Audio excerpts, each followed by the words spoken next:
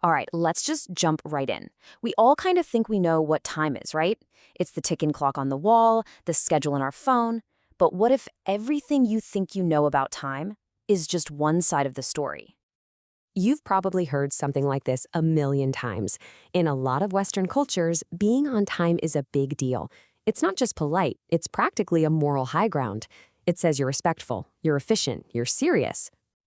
But this is where things get really interesting.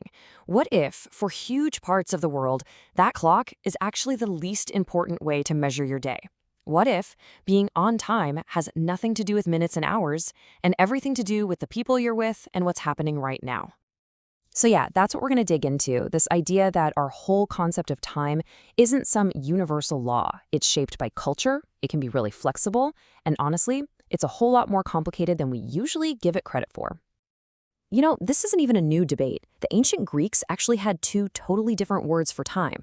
First, you had chronos. That's the one we all know. Tick, tock, 1 minute after the other, sequential time. But then there was kairos. And kairos is completely different. It means the right moment, the opportune time to act. It's not about the quantity of minutes, it's about the quality of the moment itself. So, taking that idea and running with it, anthropologists came up with this amazing framework to help us understand these huge cultural differences. And it really all boils down to two very different ways of looking at time. And here they are: clock time versus event time. This one distinction, this is the key. It unlocks the mystery of why a simple meeting can feel so wildly different depending on what part of the world you're in.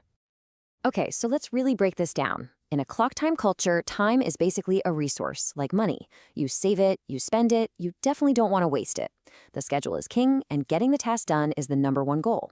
But in an event time culture, time is, well, it's relational, it's flexible, it stretches and shrinks. What really matters is the event, and even more than that, the people. The top priority is being fully present with others, not just punching a clock. So, what does this actually look like in the real world? Let's go on a little trip and see how some communities are completely living and breathing by event time. Our first stop is Papua New Guinea with the Kikalo people. For them, you want to know what time it is? Don't look at a watch, look at the world around you. Time isn't something man-made. It's tied to the deep, powerful rhythms of nature. I mean, just listen to this quote from a Kikalo elder. Forget getting a notification on your phone. The signal for harvest time, one of the most critical events of their year, is when a specific flower starts to wilt. That is a perfect, beautiful example of kairos, the right, opportune moment dictated by nature. And this nature's clock is woven into everything, especially survival. It's not just about when to plant. The call of a specific bird is a literal safety alarm. It's shouting, hey, the tide's coming in, time to get to safety. Their clocks are alive. Okay, now let's hop over to the Solomon Islands to meet the Kwara people. For them, time is structured less by nature and more by this incredibly complex web of human relationships and social duties. So get this, a researcher sets up a meeting for 8:30 in the morning. People eventually show up, and the meeting finally kicks off at 11 o'clock. That's 2.5 hours late. But here's the craziest part. Nobody apologizes. To someone from a clock time world, that's just maddening, right? But there's a very good reason for it. And here's the why. These delays weren't people being lazy or disrespectful. No, they were handling higher priorities. One person's road was literally flooded. Another got an urgent request from a community leader. And a third had an uncle show up unexpectedly. In their value system, honoring your family, respecting your elders, that stuff is way more important than showing up at an exact number on a clock. All right, one more stop. Let's head to the Philippines. For the Maguindanao people, time isn't just about priorities. It's actually the main ingredient for building trust. And you just can't rush trust. This quote from researcher Gustav E. Love just hit so hard. He realized that if he wanted to build real relationships, he had to completely throw his schedule out the window. Trust wasn't built in a 30-minute meeting. It was built over long, unhurried hours of just being there, sharing food, telling stories. It was all about presence over punctuality. So you have to wonder, what happens when these two totally different ways of thinking about time, the rigid clock and the fluid event, smash into each other in our modern world? Well, you get a lot of tension and a whole lot of misunderstanding. For so many people around the world, this is their daily life. They're constantly jumping between two different worlds. At home, with their family, at a big community feast, that's all event time. But the second they walk into a school, or a job that pays by the hour, or even a church service with a set start time, bam, they have to switch gears into clock time.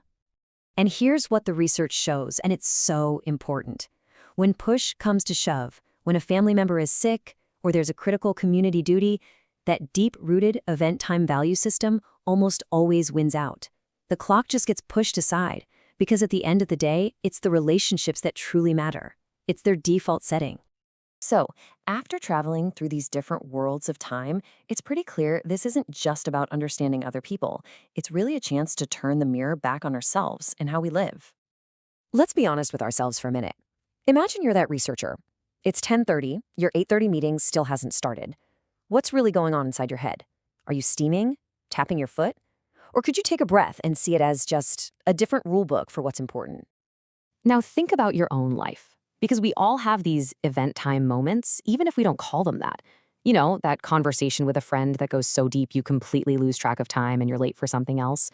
Or lingering at the dinner table with family instead of rushing off. Where does that show up for you? And this, I think, is the real challenge for us.